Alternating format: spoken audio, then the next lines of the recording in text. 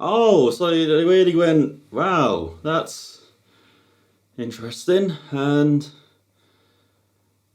you kept doing that. Wow, for years.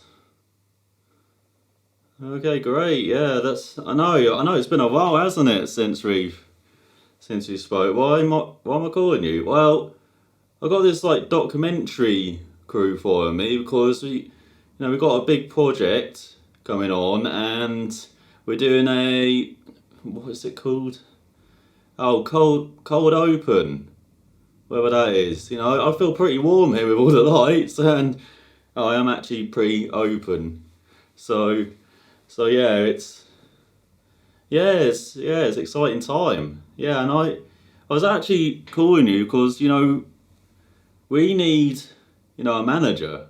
We need an assistant to the manager, and no, actually, the driver's kind of the team manager. So you'll be the assistant to the team manager, and I thought we might as well get the band back together because this is the dream. I know. I know. Oh, great, great. So you've given up all the other. Oh, brilliant. You keep it in a shed. Great.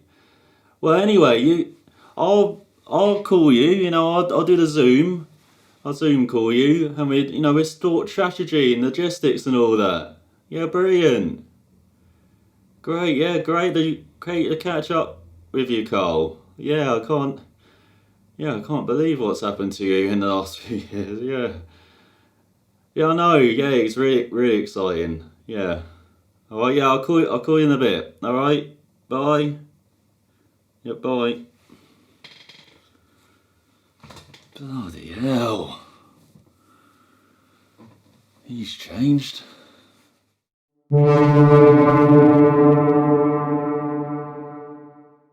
How did Spirit Racing come to be? Well, they actually had competed in F1 before. Back in 1981, ex-March employees Gordon Kopak and John Wickham had founded Spirit Racing, and then in 82 they competed in the F2 Championship with Terry Boutsen and Stefan Johansson, and almost won the title with Boutsen, with Honda engines in the back. And then in 83 Honda wanted to enter F1 again, so they went with Spirit, and Stefan Johansson was driving the car for the second half of the season, but the car wasn't the best, so they went to Williams for 84, and then in 84 and early parts of 85, Spirit continued racing, but they had lack of finances, so Benetton actually kind of basically bought them. They were sponsors of Thomann at the time, and then they became Benetton the following year, and then a decade later they won the title with Schumacher. And then a decade after that, they won the title as Renault with Alonso. So you could say Spirit Racing have a championship pedigree in their DNA. So in the last couple of years on the road racing side in motorbikes, there's Kev Allen first, and been winning on the roads, in Ireland, been winning at the TT, with the Super Sport, with Superbikes, and the Senior TT, and had a good partnership, good relationship with Honda. We won the Irish Championship with them a couple of times with the Works team, and they were really excited to maybe bring me into car racing. I didn't expect to be F1 first up, but yeah, they were really excited to get some extra help in F1.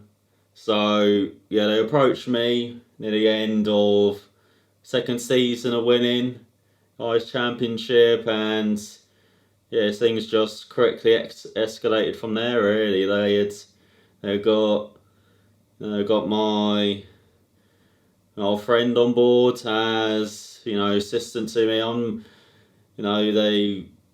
They got the Spirit Racing name as well. So that would be the team. They thought it was a pretty good idea. They're coming back with Spirit Racing name just like they did in the 80s. So Honda were looking to expand their operations in F1. They've got that link with Red Bull and AlphaTauri, but they wanted another team on the grid just to, help calibrate the data and basically improve the power unit because they'd fallen behind Mercedes. So that's where we come in. They approached, Kev Allen, and, he was very excited to try and follow in the footsteps of like John Surtees and Mike Hailwood, Johnny Giotto, from being like on 2 wheels to 4 wheels and try and win the F1 World Championship like Surtees. So he was on board, and then, I've been around for, a number of years in the paddock, in the support series, and, I was pretty interested in stepping up to F1, so that's who I am. And then even though it says Alan's the team manager, I'm, basically running the show here, so, I thought I'd get some of my old colleagues aboard for the ride, and, that's how we're going to enter this year, and hopefully be challenging, get some good points finishes, be challenging established teams like Alfa Romeo and Haas, and teams that are showing their, very consistent point scores. That's what we want to be by the end of the first season. Can you see my face? You got my face? I can see you. Yeah. Can you see me? We got my face. I'm in focus. Yeah, you got shall I? No. Okay. All right. Yeah. Okay. Yeah, we can. Yeah, let's do the meet. Yeah. All right. All right. So first up, we got to trying to get some sponsors. Carl, did you send the leaflets out? Did you send the flyers? Yeah, we got. Yeah, I sent out the sponsor. I sent out the sponsor things. Yeah, they were.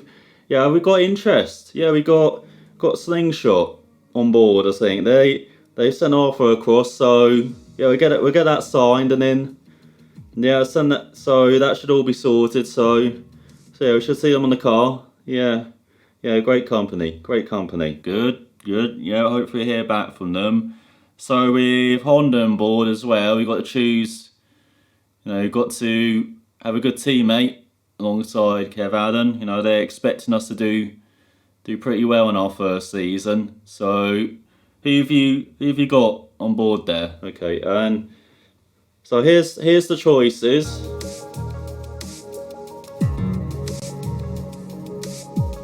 Oh, what about Schumacher and Lacey? They seem... They're names. People like names. That could help the acclaim. I'm not sure about Lacey. They like John, but they haven't really heard of Giano. And Mick, no one's that interested in. He's got some work to do, so I'm not sure about him either. Oh no. Okay, I guess we'll let Honda choose, the teammate. They can select. That Matashitsa, that Nobu guy. Yeah, he seems pretty good. Yeah. Yeah, they seem pretty excited about him. So yeah, I guess he'll be on board. Yeah, great. He's actually probably the best out of the bunch. Yeah, he's got great experience in F2. So yeah, we should. Yeah, Honda really want him in F1 as well. So yeah, that's good choice there. I'll get the contracts over. All right. Yeah, great goal.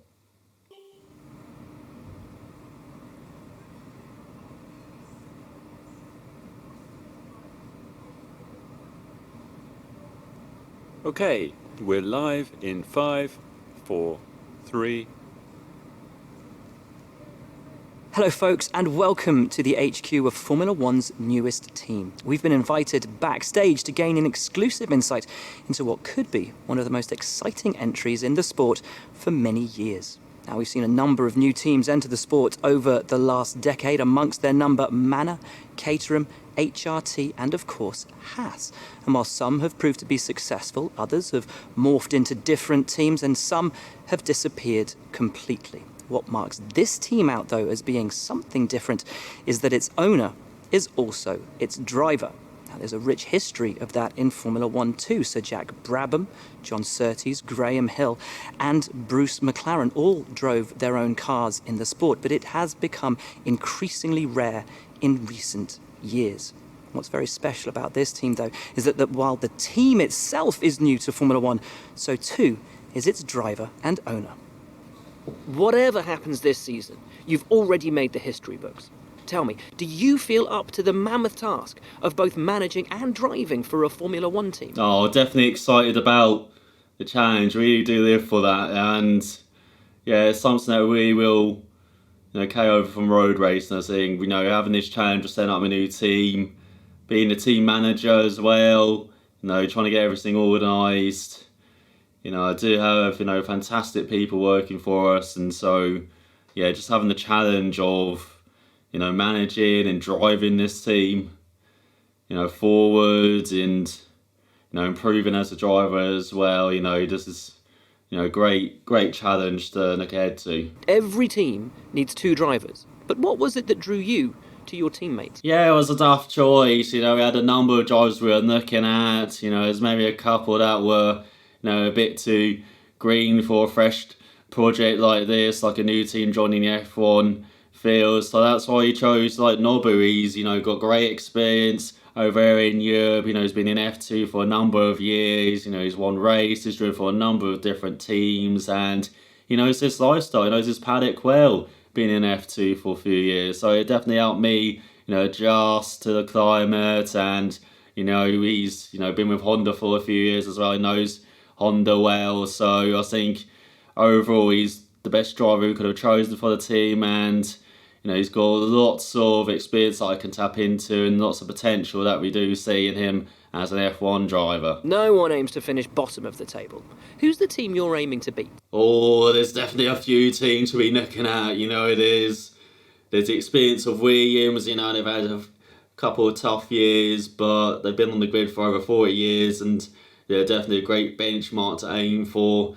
And then you've got Haas as well, but I definitely think we'll be gunning for Alfa Romeo, another customer team there with the Ferrari power unit, and I think there'll be great baseline former Sauber team. They've been on the grid almost 30 years. I think they'll be a great team to try and match up with and see how we go and see our development as well. They've got one of the best wind tunnels on the grid, and their development should be strong throughout the year. So yeah, definitely a team that we'll be looking out for and gunning for throughout the whole of this season. How are you expecting the car to feel out on track? Well, the car can look good in the wind tunnel, can look good on the off-season. It's not until you get on the track that you can see how good your car is and see the difference. When we're in the bike race and during the off-season, we're doing lots of testing.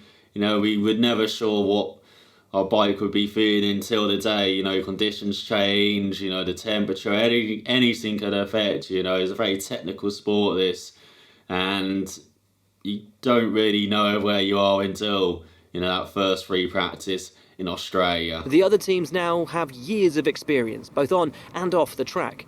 How are you planning to catch up? Oh, we're very excited with what Honda have brought to us. They're one of the best, most experienced manufacturers in the field. They've been in F1 in the 60s and the 80s and the 90s, and then they've come back in recent years. It's been a bit tough for them, but they've got a great team behind them in Japan developing this power unit, and especially ERS developments they've done in recent years. I think it would be challenging out the corners, getting past these drivers like they're standing still. So yeah, very excited to see what they've brought to the table this season. Overtaking is a key part of this sport.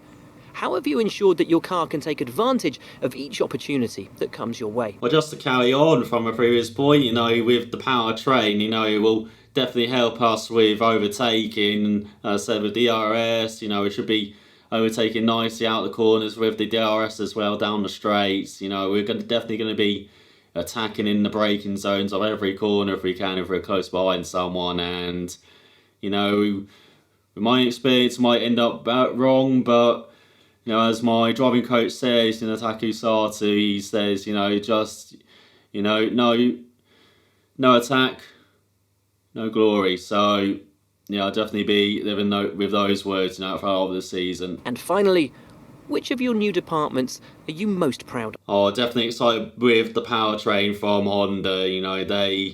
They've made some significant improvements in recent years, after being with McLaren, but particularly with Red Bull and AlphaTauri, they really have improved the power unit, and I believe they can, just continue improving it. Everyone's catching up to Mercedes, but, they've done superb work in the off season, and I believe, we've got one of the best power units in the back of our cars, and it's up to us to live up to them, not the other way around. So, I think we can, as together can definitely, maybe, challenge some teams that didn't expect it, Well, that's about all we've got time for here. We will see how this fledgling team fares in its first Grand Prix. Okay, great, thank you. That's a wrap. All right, Carl, let's see. What do we improve first? Come on. If it were me, this is probably what I'd invest in. Yeah, let's improve. Yeah, we do need to improve the aero. Definitely agree about that.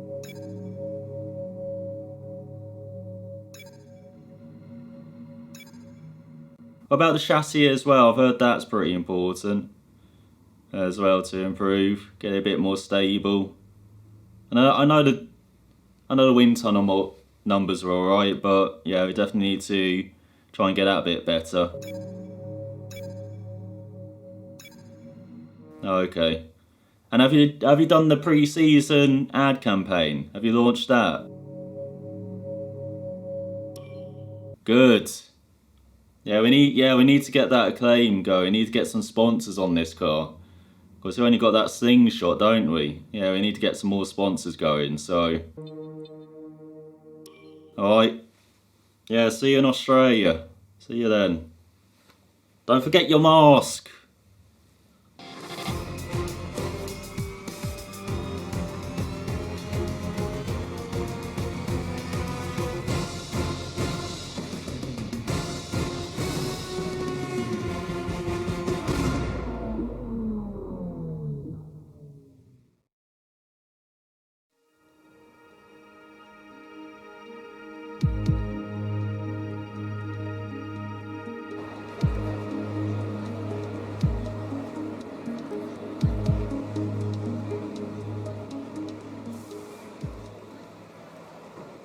So yeah, we struggled in practice, it was, new team, new car, we really didn't know what we were getting ourselves into, we're just bidding in, just trying to do the maximum we can on the first day just to learn this car, and, I think we did pretty well. I struggled with a couple of spins, especially with the talk of these cars, a bit different than the road car I'm used to driving down like the M25, the talk I only really experienced with the Suter with the bikes on the road racing side, so I wasn't really used to it, and driving an F1 car as well, driving with four wheels is a very different experience, and in first three practice I must have spun a couple of times really. I think I spun a couple of times in all the sessions, but yeah, especially in first three practice with the green track, it was very tricky, very difficult, but I think we showed a good initial pace though. I was just outside the top 10 in 12, Nobu just inside the top 20 as well, so I think lots of good things to build on leading into free practice too. And then practice too, you just got so much better, the qualifying sim we did, being up in 6th in the free practice, definitely better than what we could imagined at all. Definitely be our wildest dreams, and that was really encouraging into qualifying. We dreamt that, qualifying 2 was definitely on the cards, but Noble was struggling. He had a totally different program. He was trying to do the race pace. He had more experience, with cars, so it's better for him to do the race practice while I was doing the qualifying just to get confidence in the car, and yeah, it just did not go well for him. He was all over the place, and unfortunately last in practice 2, and it did not look encouraging for the race.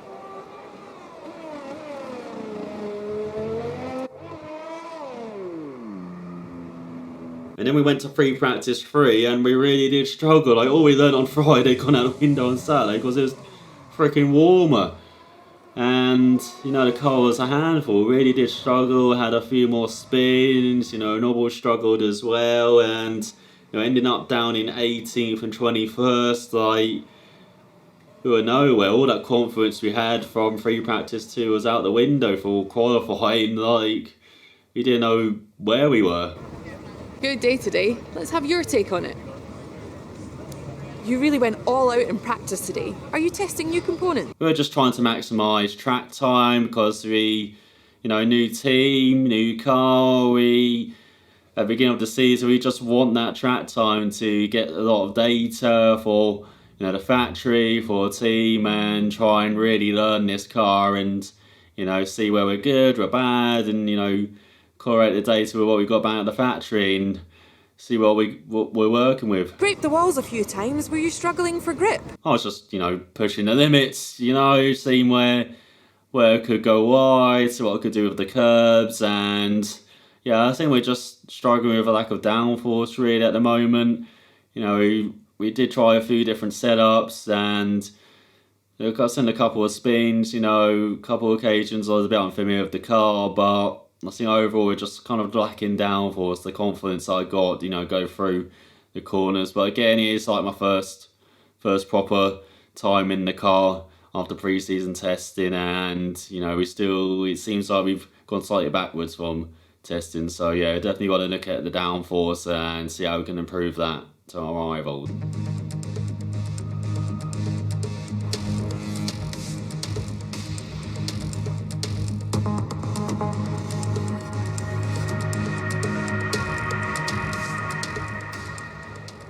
Yeah, overall I was a bit disappointed not to escape Q1. I think just the change of conditions, you know, it got a bit cooler for qualifying, but it already adjusted our settings for the race really. That's what we're really looking forward to do well at, and yeah, it was a bit disappointing that we were a couple of tenths off getting through. You know, I was down in 18th, Nobu in 20th, but we're happy to beat at least one Alpha in Giro and Nazi, and we weren't the last thing, we're ahead of both the Williams, so, you know, we're not as far back as perhaps we thought we were after practice 3, but the race, you know, we're not very confident unfortunately going into it, so we'll see what we can do.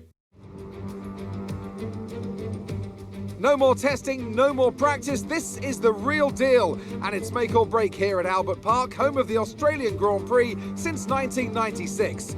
And home to round 1 of this year's Formula One World Championship. Just south of Melbourne's downtown business centre is the one and only Albert Park circuit. 3.3 miles of public roads, closed for the weekend of course, make for a bumpy circuit with little undulation.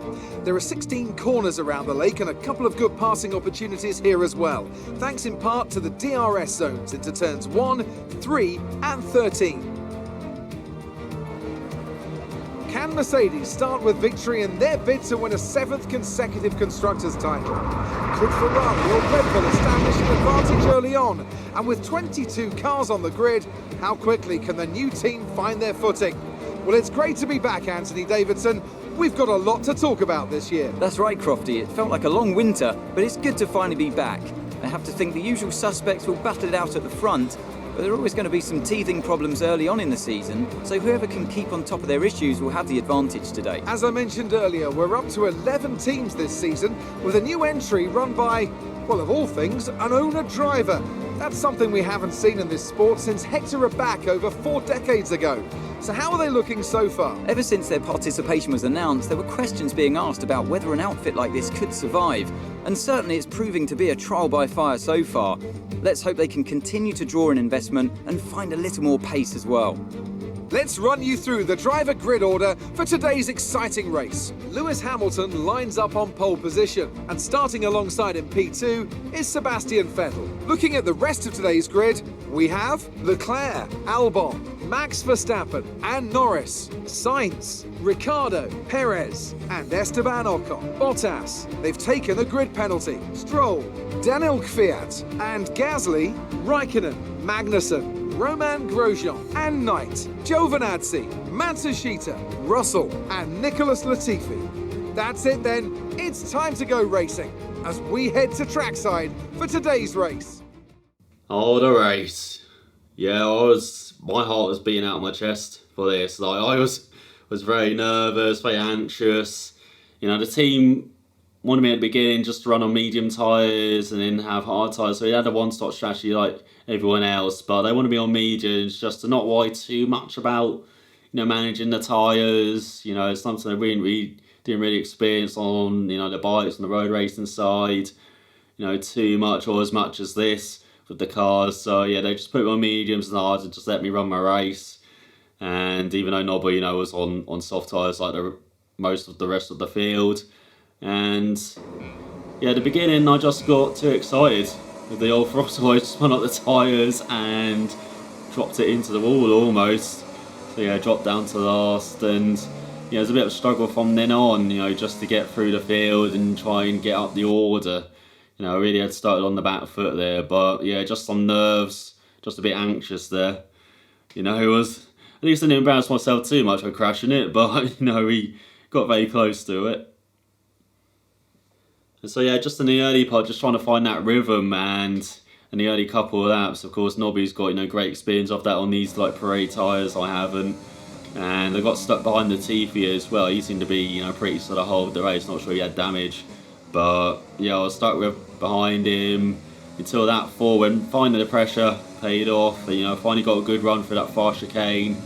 Got the DRS, used a bit of overtake as well, and yeah, got by him into turn 30. And I thought it was a pretty clean, nice manoeuvre there. Had a very strong middle sector leading up to that point, and that's going to be our best part of the track as well, that middle sector. So yeah, pretty happy with that move, and was looking forward to making up for lost time and trying to catch up to the rest of the midfield, get up to Russell and Nobu as well and battle with them. Fucking did it, lads. Let's get on it.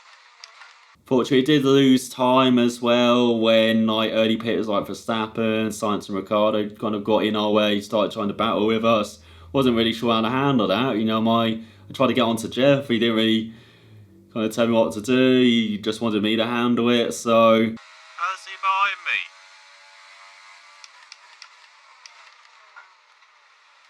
I let him by. Jeff. God, is this thing switched on? Jeff?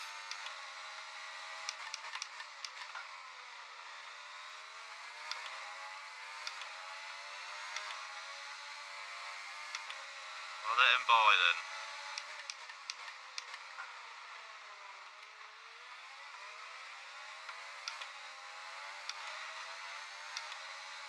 The car ahead has come in and fitted the soft tyre. Could have told me before you tried to pass me. yeah, wasn't first race in a car, in F1 car as well. It was a bit difficult that period, but Nobuharu is coming in for his stop. We're approaching the pit window. You'll be on the hards.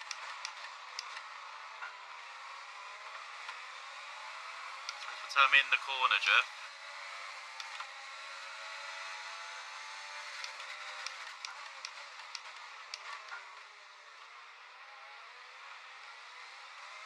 you get into a good rhythm by the end of the first stint. I was apparently matching Gasly, who had already pitted onto the hards, matching Nobu as well, and Russell. Wasn't losing too much time to it. And so yeah, by the time I had my first stop on that 13, we were in a good shape, I felt like, to push forward in the second half of the race and maybe catch up to them.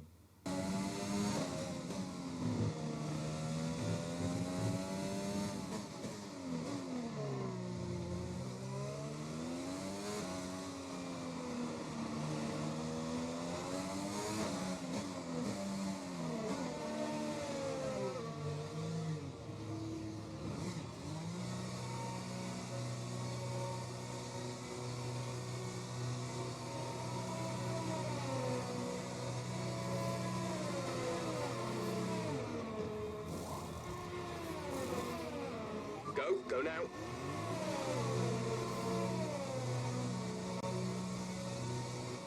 Look after these tyres now. We want to finish the race on this compound.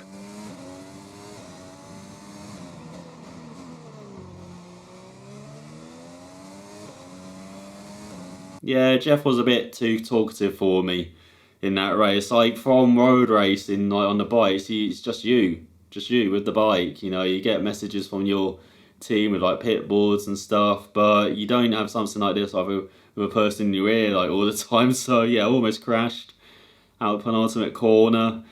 Managed to just keep it out of the wall, just like at the start as well, and then. The gap to the car behind is 15.1 seconds.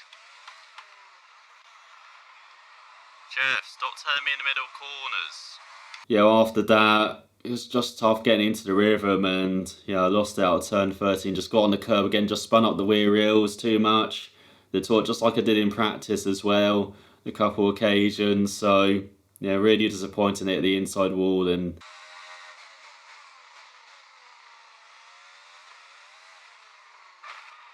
your MFD for a new strategy option.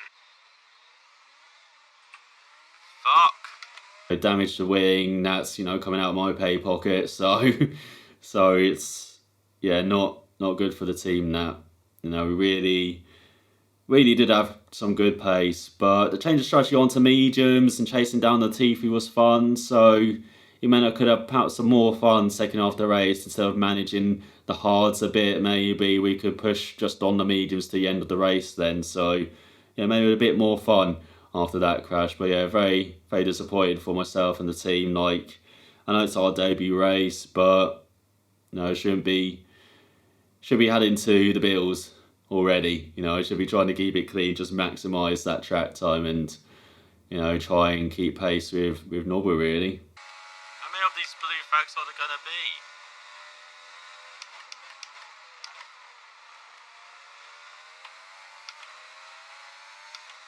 Are they just here because I'm peeing on the track, or?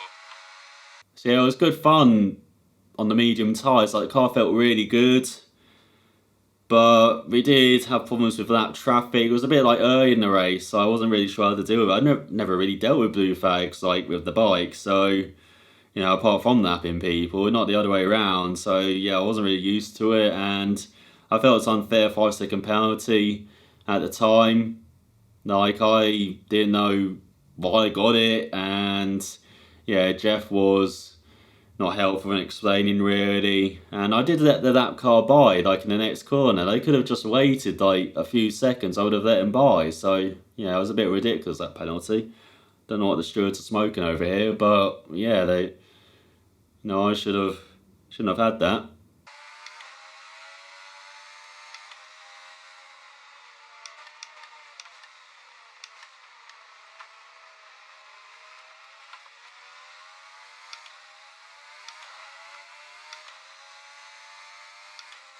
Why did I get a penalty, Jeff? I just let him by. I mean, it didn't matter too much in the end, the penalty, but yeah, it's just disappointing because, we had good pace on the mediums and we were matching like the top 10. Like my fastest lap in the end was right up there with the likes of Gasly and driver who scored points. So I thought that's pretty impressive. That was great for the team. Shows that all the hard work over the off season, the potential we showed in practice, that we do have it in the race as well. Like there is some optimism now for race pace, and yeah, matching up and closing up. Like even though I complained about being in that traffic, like it did help us catch up to like the Tiffy, and then yeah, I just sent it. Like Taku said during the off season, like if you see a chance, go for it, and yeah, I did it into turn 8. Blue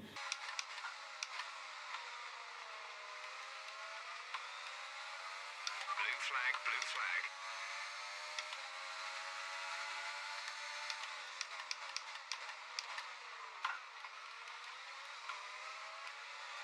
We're not racing the car behind. Let them past when you can. But we were.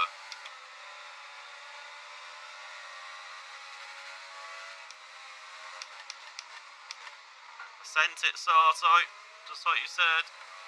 Yeah, just very happy that I wasn't last really as well. We had the late retirements with Ricardo and Vettel too, so we weren't ever really going to finish last. But to at least not be last on the circuit by the end wasn't too bad. But yeah, a bit disappointed with the result. going backwards in the race. You never want to do that, and I let the team down with that crash for that incident with my start as well.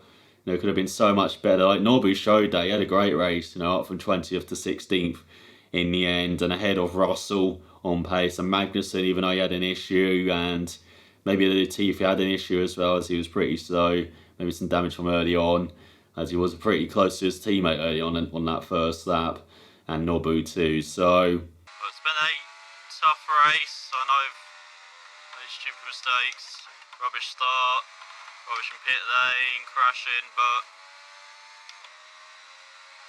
there's potential for us to do better, as Nobu's showing, so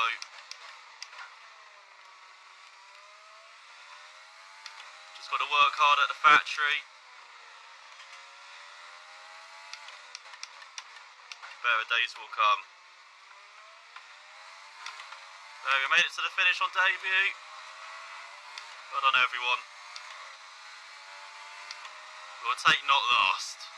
yeah, overall, it was disappointing.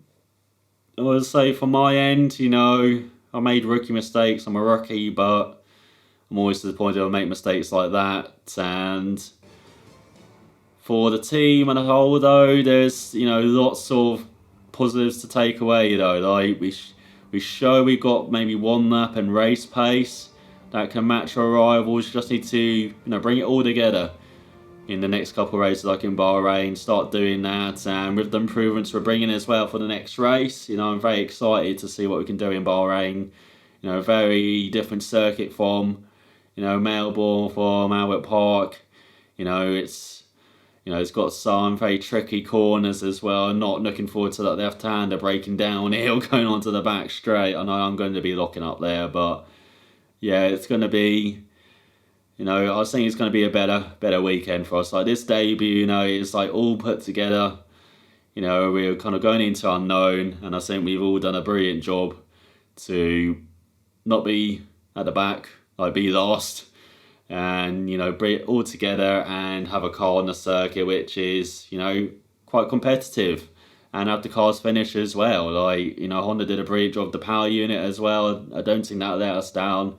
I think we just got to work on improvements for the next couple of races, and work on ourselves as well, like especially myself as a driver. Like I'll be busy with Taku and busy on the simulator as well, improving my driving and getting used to driving an F1 car. So yeah, lots of positive to take forward, and very much looking forward to the next round in Bahrain. Yeah, it was a tough weekend. Always is when you got your debut in a new category, especially in probably the most international motorsport category there is. It was very tough in practice, with issues, just keeping consistent pace and finding the limit basically with this car. It's always different from what we see in pre-season with the testing, with the wind tunnel, to what we have out on track. But both drivers did superbly, especially Matsushita in the race, going up the order. Kev Allen, very difficult first race, and even though had a couple of issues, he still made it to the finish with both cars finishing. That's the main goal with your first race, getting all of that mileage, getting all of that data to help improve the car for the next race. That's vitally important for our team and for Honda as well. So yeah, very happy to have both cars finish, and they're showing some good pace as well on occasion. Like it's promising to see that we do, maybe a bit quicker than the Alfa Romeo, but definitely quicker than the Williams. So we're not last, which is always a good sign, and especially for a new team as well, to turn up and not embarrass yourselves. It's been a very good debut. So yeah, we're working hard for improvements, especially with the powertrain department, having some team building before Bahrain, thanks to Honda for organising that. And yeah, it should hopefully improve kind of bonding with Honda and with the power team crew as well. So yeah, it's going to be busy before Bahrain, but we're on the right track. So I definitely feel confident of maybe even getting into Q2, maybe in qualifying and finishing up the order, maybe getting like a top 15 in Bahrain next time. Is that good? Great. Great, yeah, I got a bit professional there, didn't I? Didn't fucking swear, did I? Oh, you'll bleep this, won't you? You cut this part out. Good. Good. Alright, I've got typing to do. Oh, is this the way you send off? Shall I just pretend like that? Are you fading out? Fading? Good. Right.